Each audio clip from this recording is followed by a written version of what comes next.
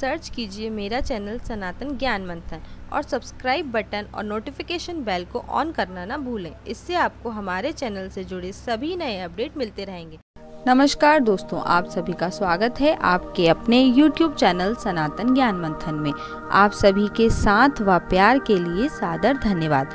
आशा करती हूँ आप सभी को मेरे द्वारा बनाई गई वीडियो पसंद आ रही होंगी। मेरा उद्देश्य हिंदू धार्मिक कथाओं का ज्ञान आप सभी तक पहुंचाना है, तो इसी तरह हमारी सभी वीडियो को अंत तक जरूर देखिए व बने रहिए हमारे चैनल पर और जुड़े रहिए अपनी धर्म और संस्कृति के साथ। दोस्तों, आज मैं आप सभी के लिए इंद्र की पत्नी इंद्राणी की कथा लेकर आई हूँ। जब राजा नहुष मुग्ध हो गए थे इंद्राणी पर और अपनी उदंडता के लिए उन्हें मिला सर्प बनने का श्राप। तो शुरू करते हैं फ्रेंड्स आज की इस रोचक कथा को। वृत्तासुर त्वष्टा ऋषि का यज्ञ पुत्र था। इंद्र द्वारा वृत्तासुर का वध करने पर इंद्र को ब्रह्म हत्या का पाप लगा। इससे बचने के लिए इंद्र अपना लोक छोड़कर भागे और एक अज्ञात सरोवर में जाकर छिप गए। ब्रह्म हत्या के भय से वह बहुत वर्षों तक उस सरोवर से नहीं निकले। इंद्र के ना रहने पर देवलोक में इंद्रासन सूना हो गया। राजा के ना रहने से बड़ी अव्यवस्था हो गई। राजकाज कौन देखे, किसे राजा बनाया जाए, इस प्रश्न पर सब विचार करने लगे। देवगुरु बृहस्पति ने कहा, इंद्रलोक का राजकाज चलाने के लिए किसी समर्थ और अनुभवी राजा को ही इस पद पर बिठाना चाहिए। बहुत सोच विचारने के बाद गुरु बृहस्पति ने कहा, इस समय भूलोक में नहुष का राज है। वह बहुत ही समर्थ, योग्य और चक्रवर्ती सम्राट हैं। इंद्र के वापस आने तक उन्हें इंद्र की पदवी देकर इंद्रासन पर बैठा दिया जाना चाहिए। सबकी सहमति होने पर नहुष को इंद्र की पदवी देकर इंद्रासन सौंप दिया गया तथा नहुष ने बड़ी कुशलता से राजकाज संभाल लिया।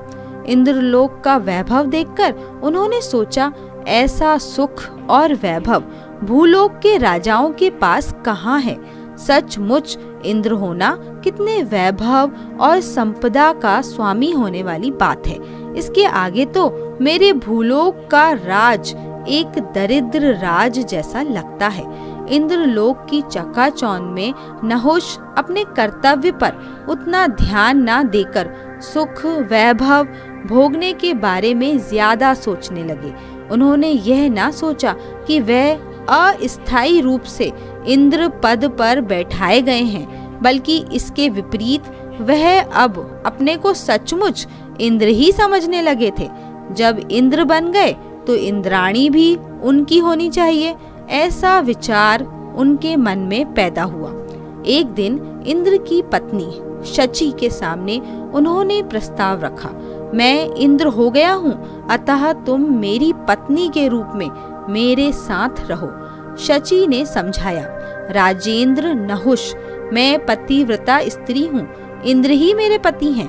वह ब्रह्म हत्या के भय से भले ही अभी छिपे हुए हैं, पर मैं पत्नी उन्हीं की हूँ, अतः मुझे अपनी इंद्राणी बनाने का विचार त्याग दो। जिस कार्य के लिए आप नियुक्त किए गए हैं वही राजकाज का कार्य करो। यह सुनकर नहुष को क्रोध आ गया और उसने कहा, अब मैं ही इंद्र हूँ और आजीवन यहीं इंद्र रूप में रहूंगा। अगर तुम मेरी बात नहीं मानोगी तो बलपूर्वक तुम्हें अपनी रानी बना लूंगा। तुम्हारे बिना इंद्रलोक का सुख अधूरा है। शची ने मन ही मन विचार किया, नहुष प्रभुता पाकर मदमत हो गया है, इनका विवेक नष्ट हो गया है, कर्तव्य अकर्तव्य का ज्ञान उन्हें नहीं रह गया। यह मनुष्य की कमजोरी है, इसलिए अपना शील बचाने के लिए मुझे कुछ उपाय करना चाहिए। काफी विचार कर शची ने कहा, हे नरेंद्र, अब आप समर्थ हैं, मुझ में आपके प्रस्ताव का विरोध करने का सामर्थ्य ही नहीं है।